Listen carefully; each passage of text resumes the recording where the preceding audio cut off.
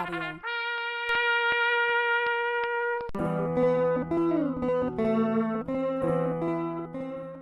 পুরান ঢাকার কথা ভাবলে আমাদের সবার মনে একটা ছবি ভেসে ওঠে, তাই না?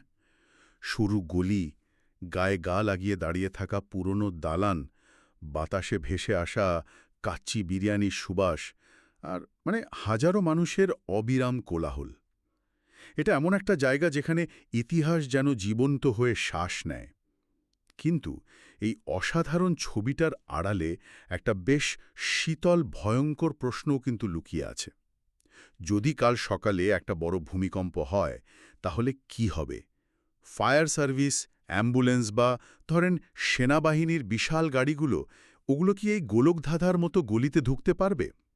সাহায্যটা ঠিক কোথা থেকে আসবে? আমাদের হাতে সম্প্রতি একটা গবেষণা এসেছে যা এই প্রশ্নটা নিয়ে কাজ করেছে, আর এর উত্তরটা সত্যি বলতে আমার নিজের চিন্তাভাবনাকেই পুরোপুরি নাড়িয়ে দিয়েছে। আমরা তো বিপদের সময় সবসময় ইউনিফর্ম পরা উদ্ধারকারী, বিশেষ প্রশিক্ষণপ্রাপ্ত দলের কথা ভাবি। কিন্তু এই গবেষণা বলছে পুরান ঢাকার মতো জায়গায় আসল নায়ক কোনো বিশেষ বাহিনী নয়, বরং পাশের ফ্ল্যাটের চাচা বা সামনের বাড়ির ছেলেটা, অর্থাৎ সাধারণ প্রতিবেশীরাই হতে পারে সবচেয়ে বড় রক্ষাকর্তা। এই ধারণাটা প্রথমে একটু অবিশ্বাস্য মনে হলেও এর পেছনের যুক্তিগুলো শুনলে চমকে যেতে হয়। চলুন আজ এই অবিশ্বাস্য সম্ভাবনাটা নিয়েই গভীরে যাওয়া যাক। এই আলোচনাটা শুরু করার আগে পুরান ঢাকার বাস্তব ছবিটা আরেকবার একটু কল্পনা করা দরকার। এর কাঠামোগত দুর্বলতাগুলো শুধু সমস্যা নয়, এগুলো এক একটা বলা যায় টাইম বোমা। প্রথমত, রাস্তাগুলো এতটাই সরু যে সেগুলোকে গলি বলাই ভালো।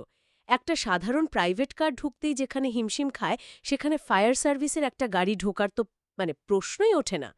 দ্বিতীয়ত, বাড়িগুলো একে অপরের সাথে এমনভাবে লাগানো যেন একটা আরেকটার উপর ভর দিয়ে দাঁড়িয়ে আছে। এর মানে হলো আগুন লাগলে সেটা ছড়াতে কয়েক মিনিটের বেশি সময় লাগবে না। আর সবচেয়ে ভয়ঙ্কর যে শব্দটা এই গবেষণায় বারবার এসছে সেটা হলো ডমিনো এফেক্ট। ঠিক তাই, ডমিনো এফেক্ট মানে হলো একটা ভবন যখন পড়বে ওটা একা পড়বে না, নিজের ওজনের ধাক্কায় পাশের দুর্বল ভবনটাকে ফেলবে, সেটা আবার তার পাশেরটাকে, ঠিক তাসের ঘরের মতো করে একটা পুরো মহল্লা ধসে পড়তে পারে। এর সাথে যোগ করুন আরও দুটো মারাত্মক সমস্যা: পানির অভাব আর আশ্রয় নেওয়ার মতো কোনো খোলা জায়গার অনুপস্থিতি। এই অবস্থায় শহরের অন্য প্রান্ত থেকে সাহায্য আসবে এই আশা করে বসে থাকাটা আসলে একরকম আত্মহত্যার শামিল। এই কারণেই একটা ধারণা খুব জরুরি হয়ে ওঠে, যাকে বিশেষজ্ঞরা বলছেন কমিউনিটি ফার্স্ট রেসপন্ডার। এর মানে খুব সহজ: বিপদের সময় সবার আগে যে সাড়া দেয়, অর্থাৎ আপনার আমার মতো সাধারণ প্রতিবেশী।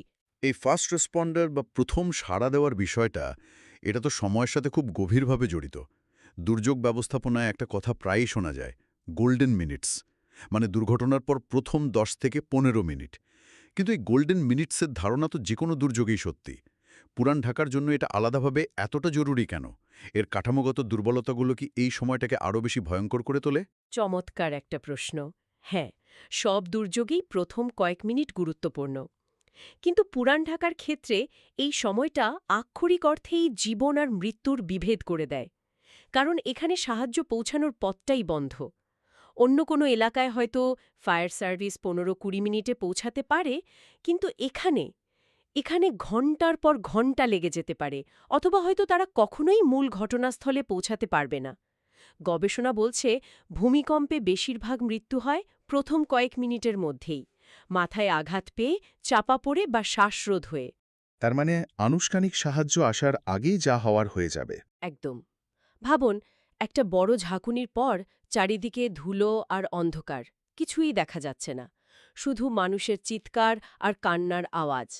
ধ্বংসস্তূপের নিচ থেকে আসা একটা ক্ষীণ আর্তনাদ। বাইরের কোনো উদ্ধারকারী দলের কান পর্যন্ত হয়তো পৌঁছাবেই না, কিন্তু পাশের বাড়ির প্রতিবেশী, যিনি ওই আওয়াজটা শুনে চিনতে পারবেন যে এটা কাদের বাড়ির দিক থেকে আসছে, তিনি ঠিকই সাড়া দেবেন। তিনি হয়তো কোনো যন্ত্রপাতির জন্য অপেক্ষা না করে খালি হাতেই ইট পাথর সরানো শুরু করে দেবেন। এই গোল্ডেন মিনিটসে পেশাদারিত্বের চেয়ে উপস্থিতির গুরুত্ব হাজার গুণ বেশি। প্রতিটি সেকেন্ড এখানে এক একটা জীবন। তার কাছাকাছি থাকাটাই সবচেয়ে বড় সুবিধা। কিন্তু ব্যাপারটা কি শুধু ভৌগোলিক নৈকট্যের, নাকি এর চেয়েও গভীর কিছু আছে? এখানেই পুরো আলোচনার সবচেয়ে আকর্ষণীয় অংশটা লুকিয়ে আছে। এটা শুধু কাছাকাছি থাকার ব্যাপার নয়, এর সাথে জড়িয়ে আছে স্থানীয় জ্ঞানের অবিশ্বাস্য শক্তি। বিশেষজ্ঞরা এটাকে বলছেন মেন্টাল ম্যাপ বা মানসিক মানচিত্র। পুরান ঢাকার একজন বাসিন্দার মাথায় পুরো এলাকার যে নকশাটা আছে সেটা গুগল ম্যাপের চেয়েও 1000 গুণ বেশি কার্যকর। আমাদের হাতে থাকা গবেষণাপত্রে কিছু দারুণ শব্দ ব্যবহার করা হয়েছে: সংযোগ দরজা, ছাদের রাস্তা, বাড়ির পেছনের পথ। এগুলো শুধু শব্দ নয়, এগুলো পুরান ঢাকার মানুষের টিকে থাকার কৌশল। ছাদের রাস্তা, এটা তো দারুণ একটা ব্যাপার। মানে এক ছাদ থেকে আরেক ছাদে যাওয়ার রাস্তা। ঠিক তাই। অনেক বাড়ির ছাদ এমনভাবে লাগানো যে সেগুলো দিয়ে একটা পুরো ব্লক হেঁটে পার হওয়া যায়। বিপদের সময় যখন নিচের গলি ধ্বংসস্তূপে বন্ধ হয়ে যাবে, তখন এই ছাদই হয়ে উঠবে পালানোর পথ বা বলা যায় উদ্ধার কাজের হাইওয়ে। বাইরের কোনো উদ্ধারকারী দলের পক্ষে এই জটিল নেটওয়ার্ক বোঝা প্রায় অসম্ভব।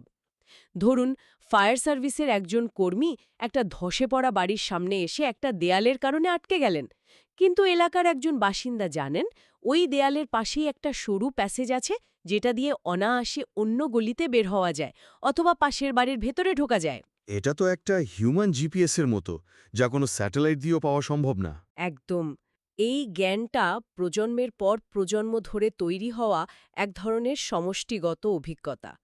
একজন স্থানীয় বাসিন্দা জানেন কোন বাড়ির কাঠামো দুর্বল, কোনটা একটু ধাক্কাতেই পড়ে যেতে পারে। তিনি জানেন কোন গলির নিচে গ্যাসের পাইপলাইন গেছে বা কোথায় বিপজ্জনক বৈদ্যুতিক খুঁটি আছে। ভূমিকম্পের পর দ্বিতীয় পর্যায়ের বিপদ এড়াতে এই তথ্যগুলো অমূল্য। এই ভৌগোলিক জ্ঞানটাই উদ্ধার কাজের সময় জীবন আর মৃত্যুর মধ্যে পার্থক্য গড়ে দিতে পারে।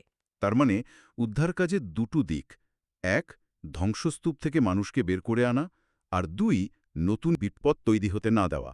স্থানীয়রা দুটোতেই এগিয়ে। প্রেসাইজলি। দ্বিতীয় দিকটা, অর্থাৎ বিপদ কমানো বা হ্যাজার্ড মিটিগেশনের কাজটা, তো স্থানীয় স্বেচ্ছাসেবকরা ছাড়া আর কারুর পক্ষে এত দ্রুত করা সম্ভবই না।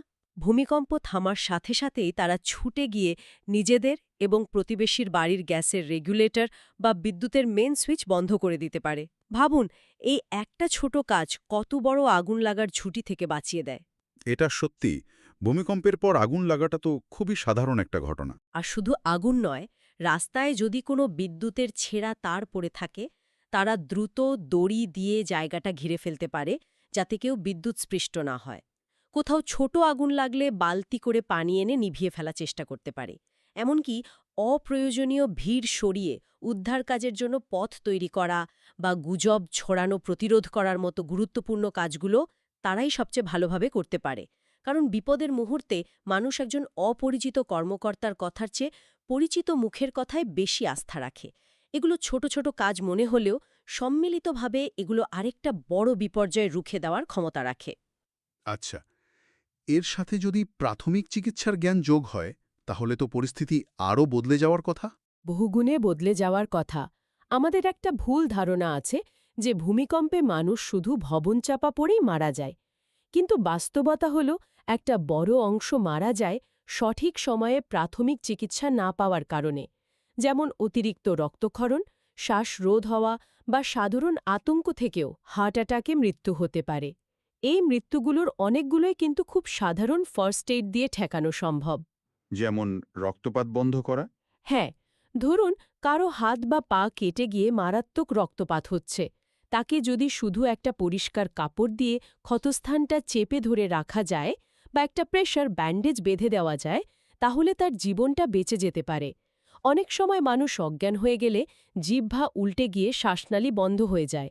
তাকে শুধু একপাশে কাত করে শুয়ে দিলেই কিন্তু শ্বাসপ্রশ্বাস আবার চালু হতে পারে। এগুলো রকেট সায়েন্স নয়, খুব সাধারণ কিছু কৌশল। আর এই কাজগুলো করার জন্য তো ডাক্তার বা নার্স হওয়ার প্রয়োজন নেই। একেবারে না। গবেষণায় একটা চমকপ্রদ পরিসংখ্যান দেয়া হয়েছে। বলা হচ্ছে একটি এলাকার মাত্র ২০ থেকে ৩০ জন প্রশিক্ষিত মানুষই পুরো কমিউনিটির সুরক্ষায় বিশাল ভূমিকা রাখতে পারে। এই কজন মানুষ যদি জানে কিভাবে রক্তপাত বন্ধ করতে হয়, কিভাবে ভাঙা হাত পা নাড়াচাড়া না করে স্থির রাখতে হয়, বা কিভাবে একজন আতঙ্কিত মানুষকে শান্ত করতে হয়, তাহলেই তারা বহু মানুষের জীবন বাঁচাতে পারে। অ্যাম্বুলেন্স আসার আগের এই গুরুত্বপূর্ণ সময়টায় তাদের এই জ্ঞানটুকুই সবচেয়ে বড় অস্ত্র। গতি, স্থানীয় জ্ঞান আর প্রাথমিক চিকিৎসা, এই 3টে বিষয় তো আমরা পেলাম, কিন্তু এর বাইরেও কি কিছু আছে? মানবিক দিকটার কথা যদি ভাবি। অবশ্যই আছে, আর সেটাই হয়তো সবচেয়ে শক্তিশালী উপাদান, সামাজিক বিশ্বাস বা আস্থা। এটা শুনতে খুব ভালো লাগছে যে প্রতিবেশীরা এগিয়ে আসবে, একে অপরকে সাহায্য করবে। কিন্তু সত্যি বলতে এমন ভয়াবহ বিপদে পড়লে মানুষ তো আগে নিজের আর পরিবারের কথাই ভাববে, তাই না? আতঙ্কের মুহূর্তে সবাই কি আসলেই এতটা পরোপকারী হতে পারে? গবেষণা কি এই মানবিক দিকটা নিয়ে কিছু বলে? এটা একটা খুবই যৌক্তিক প্রশ্ন। সাধারণ ধারণা এটাই যে বিপদে পড়লে মানুষ স্বার্থপর হয়ে যায়। কিন্তু দুর্যোগ নিয়ে বিশ্বজুড়ে যত গবেষণা হয়েছে তার বেশিরভাগই ঠিক এর উল্টো কথা বলে। বড় ধরনের দুর্যোগের পর বেশিরভাগ ক্ষেত্রেই মানুষের মধ্যে এক ধরনের স্বতঃস্ফূর্ত সহযোগিতা আর সহমর্মিতা তৈরি হয়। মানুষ একে অপরের দিকে সাহায্যের হাত বাড়িয়ে দেয়। তবে এর একটা শর্ত আছে। এই সহযোগিতাটা তখনই ভালোভাবে কাজ করে যখন কমিউনিটির মধ্যে আগে থেকে একটা সামাজিক বন্ধন আর বিশ্বাস থাকে। আর পুরান ঢাকার মতো জায়গায় এই বন্ধনটা তো বেশ শক্তিশালী। প্রচণ্ড শক্তিশালী। সেখানে মানুষ একে অপরকে চেনে, বিপদে আপদে খোঁজ খবর রাখে। এই পরিচিতি আর বিশ্বাসটাই দুর্যোগের সময় সবচেয়ে বড় সম্পদে পরিণত হয়। একটা উদাহরণ দিই। ধরুন একটা বহুতল বাড়ির সরু সিঁড়ি দিয়ে বয়স্ক মানুষ, নারী বা শিশুদের নামিয়ে আনতে হবে। একজন অপরিচিত ইউনিফর্ম পরা উদ্ধারকারীর পক্ষে এই কাজটা যতটা কঠিন, পাশের বাড়ির ছেলেটার জন্য ততটাই সহজ, কারণ ওই বয়স্ক মানুষটা তাকে বিশ্বাস করেন। আতঙ্কের মুহূর্তে মানুষ একজন পরিচিত মুখের নির্দেশনা অনেক সহজে অনুসরণ করে। এই সামাজিক বন্ধনটা এমন এক শক্তি যা কোনো সরঞ্জাম বা প্রযুক্তি দিয়ে প্রতিস্থাপন করা সম্ভব নয়। তার মানে এই পুরো ধারণাটা শুধু তত্ত্ব বা আবেগের উপর দাঁড়িয়ে নেই, এর পেছনে শক্ত ডেটা এবং বৈজ্ঞানিক প্রমাণও আছে। একদম। বিশ্বব্যাপী গবেষণা থেকে দেখা গেছে, পুরান ঢাকার মতো ঘনবসতিপূর্ণ এলাকাগুলোতে যদি প্রশিক্ষিত স্থানীয় স্বেচ্ছাসেবক থাকে, তাহলে ভূমিকম্পে মৃত্যুর হার 1/3, মানে 13 পর্যন্ত কমিয়ে আনা সম্ভব। এটা একটা বিশাল সংখ্যা। ভাবুন, প্রতি 3টি সম্ভাব্য মৃত্যুর মধ্যে একটিকে ঠেকানো যাচ্ছে শুধু কমিউনিটিকে সংগঠিত করেই। আচ্ছা, এই মডেলটাকে বাস্তবে রূপ দিতে গেলে ঠিক কি কি লাগে? এটা কি খুব জটিল বা ব্যয়বহুল কোনো প্রক্রিয়া? একেবারেই না। আর এটাই এর সবচেয়ে সুন্দর দিক। এর জন্য কোটি টাকার যন্ত্রপাতির দরকার নেই। দরকার কয়েকটি সুনির্দিষ্ট পদক্ষেপ। প্রথমত, প্রতিটি মহল্লায় অন্তত 15 থেকে 20 জনের একটি দলকে মৌলিক উদ্ধার কাজ ও প্রাথমিক চিকিৎসার প্রশিক্ষণ দিতে হবে। দ্বিতীয়ত, তাদের কিছু সাধারণ সরঞ্জাম দিতে হবে, যেমন শক্ত দড়ি, মাথায় পরার জন্য হেলমেট, টর্চ লাইট, বাঁশি এবং দেয়াল বা দরজা ভাঙার জন্য ছোট শাবল বা প্রাইবার। ছোট শাবল বা প্রাইবার? তার মানে সাধারণ মানুষকে দিয়ে দেয়াল ভাঙানোর কথাও ভাবা হচ্ছে? জরুরি অবস্থায়, হ্যাঁ। কারণ ওই দেয়ালের ওপাশেই হয়তো কেউ আটকে আছে আর বাইরে থেকে সাহায্য আসতে ঘণ্টার পর ঘণ্টা লাগবে। তখন এই ছোট যন্ত্রটাই জীবন বাঁচাতে পারে। এর পাশাপাশি আরও কিছু বিষয় আছে, যেমন প্রতিটি বাড়িতে গ্যাস ও বিদ্যুতের মেইন সুইচের পাশে ছবিসহ একটি নির্দেশিকা লাগিয়ে রাখতে হবে, যাতে যে কেউ দরকারে তা বন্ধ করতে পারে। আগে থেকেই নিরাপদ স্থান হিসেবে বাড়ির ছাদ বা কাছাকাছি কোনো ছোট খোলা জায়গা চিহ্নিত করে রাখতে হবে। আর সবচেয়ে গুরুত্বপূর্ণ হল বছরে অন্তত 2-1 বার পরিবারভিত্তিক মহড়া বা ড্রিল আয়োজন করা, যাতে বিপদের সময় কি করতে হবে তা সবার জানা থাকে। এই মডেলটা কোনো কাল্পনিক ইউটোপিয়া নয়। এটি বিশ্বের বিভিন্ন ভূমিকম্প-প্রবণ শহরে প্রমাণিত এবং অত্যন্ত কার্যকর একটি পদ্ধতি। আজকের পুরো আলোচনাটা শোনার পর আমার নিজের চিন্তাভাবনাই কেমন বদলে গেছে। আমরা সবসময় দুর্যোগ মোকাবেলার কথা ভাবলে বড় বড় লোগো দেওয়া গাড়ি, হেলিকপ্টার আর বিদেশি উদ্ধারকারী দলের কথা ভাবি। কিন্তু আমরা এটা ভুলে যাই যে সবচেয়ে বড় শক্তিটা বাইরে থেকে আসে না, সেটা ভেতরেই থাকে। পুরান ঢাকার মতো জটিল এবং ঝুঁকিপূর্ণ একটি জায়গায় ভূমিকম্পের পর সবচেয়ে বড় সম্পদ হল এর দালানকোঠা বা রাস্তাঘাট নয়, এর মানুষ। তাদের তাৎক্ষণিক সাড়া দেওয়ার ক্ষমতা, এলাকা সম্পর্কে তাদের গভীর জ্ঞান এবং একে অপরের প্রতি সামাজিক বিশ্বাস, এই 3টি জিনিস মিলেই সবচেয়ে কার্যকর উদ্ধার ব্যবস্থা তৈরি করে। একদম, এটা কেবল দুর্যোগ মোকাবেলার একটি কৌশল নয়, এটি একটি জনগোষ্ঠীর অন্তর্নিহিত শক্তির স্বীকৃতি। আর এই মডেলটা শুধু পুরান ঢাকার জন্য নয়, এটা বিশ্বের যে কোনো ঘনবসতিপূর্ণ, পুরনো এবং সংকীর্ণ শহুরি এলাকার জন্য একইভাবে প্রযোজ্য হতে পারে। টোকিওর পুরনো গলি, ইস্তাম্বুলের গ্র্যান্ড বাজার এলাকা, কায়রো বা মেক্সিকো সিটির ঐতিহাসিক কেন্দ্র, সব জায়গাতেই এই একই চ্যালেঞ্জ এবং একই সম্ভাবনা লুকিয়ে আছে। তাই এই স্থানীয় উদ্যোগের ধারণাটি বিশ্বজনীন। তাহলে আজকের এই গভীর আলোচনা থেকে মূল টেকঅ্যাওয়ে বা সারমর্মটা কি দাঁড়ালো? সারমর্মটা হল, বড় দুর্যোগে আমাদের সবচেয়ে কাছের, সবচেয়ে দ্রুত এবং সবচেয়ে কার্যকর সাহায্যকারী হল আমাদের প্রতিবেশী। কিন্তু এই আলোচনাটা শেষ পর্যন্ত আমাদের সবার জন্য একটা অস্বস্তিকর প্রশ্নও রেখে যায়। এই মডেলটা আমাদের একটা আয়নার সামনে দাঁড় করিয়ে দেয়।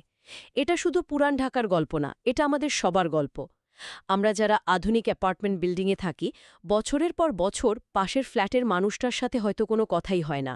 আমরা কি আমাদের নিজেদের জীবনে, নিজেদের কমিউনিটিতে একে অপরের সাথে সেই বিশ্বাস বা পারস্পরিক নির্ভরতার জায়গাটি তৈরি করতে পেরেছি? একটা বড় দুর্যোগে প্রতিবেশীর দরজায় ধাক্কা দেওয়ার মতো বা তার ওপর আস্থা রাখার মতো সামাজিক প্রস্তুতি কি আমাদের আছে? এই প্রশ্নটা হয়তো আমাদের সবারই নিজেকে করা উচিত।